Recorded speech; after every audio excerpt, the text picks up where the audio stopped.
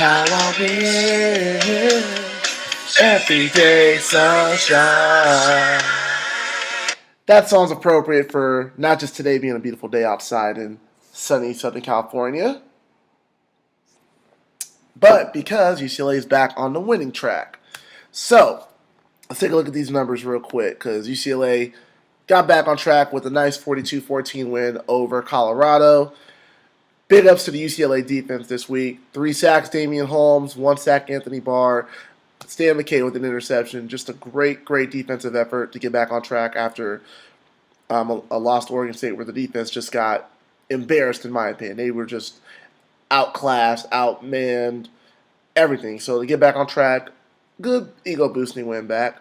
So big ups to the defense this week.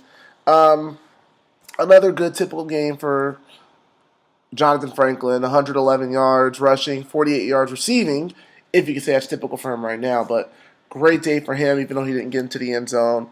Definitely set the tone with just being the guy to get the ball and do things with it. Brett Hundley, another solid day for him, 25 for 38.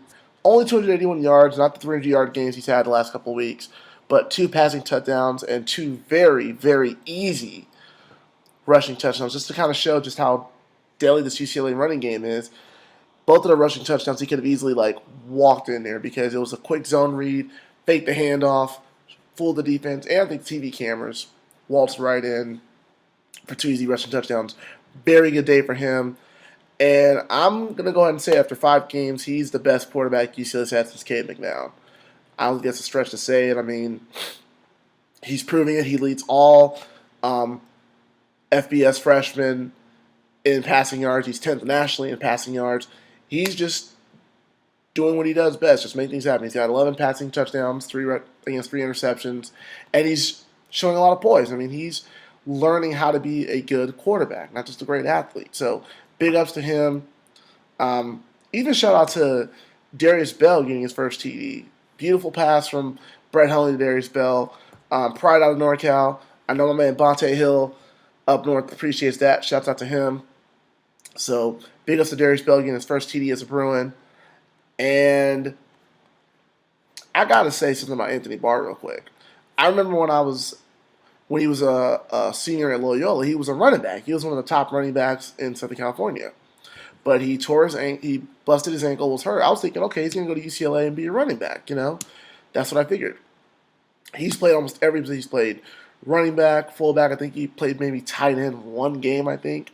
But now he's playing linebacker, and he's been a revelation. I mean, he has a team-high 6 sacks, 3rd in tackles. He's forced 2 fumbles. I mean, he's an animal out there. Just a great, great athlete. So he's been a big surprise for me on the defense this year.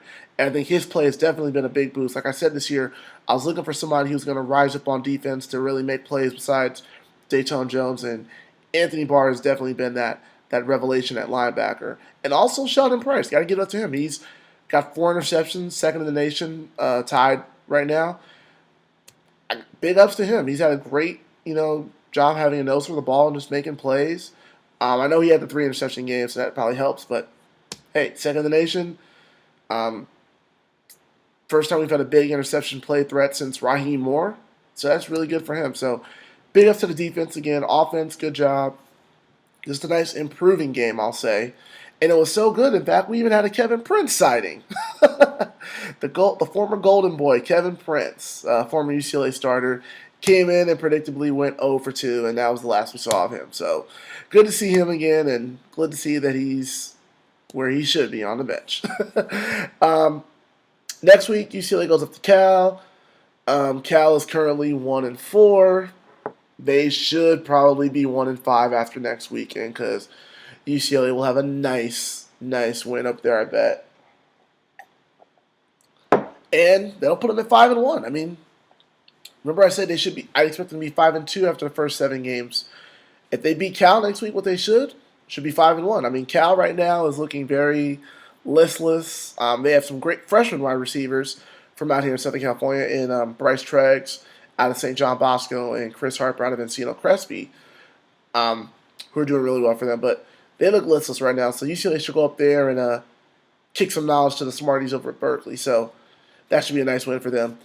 As for USC, They had a nice week. They beat the bye week 52-0, despite somehow Matt Barkley throwing an interception. I'm just kidding. USC was off this week, but they get back on track. They go to Utah. Utah this week. That should be another win. Utah's got some quarterback issues. Their starting quarterback's out. I think is either out for the year. So they have a new quarterback who's going to be struggling. So they're going to be pounding the ball to the pride of South Torrance, John White, who had a great year for them last year. He might have a good year. He might have a good game running against this USC front seven. But aside from that, USC should dominate this game. And if they don't dominate this game, you really need to look at number 7 and ask yourself, why isn't Matt Barkley having a great game? But I don't think it's going to happen. I think I'll lay off my Barkley criticism for 1 week and just say USC should win this game pretty handily and get back to where they need to be. So that's all for this week. It's going to be a short video recap, but we are going to be doing these every week. Last week, we took the week off. I'm sorry for that, but we are going to do these every week. So let's end up with some more Fishbone. They just got off tour last night. Proud of LA. Some good LA music for you guys. I'm going to stay cool, drink some water if you're in SoCal, and peace.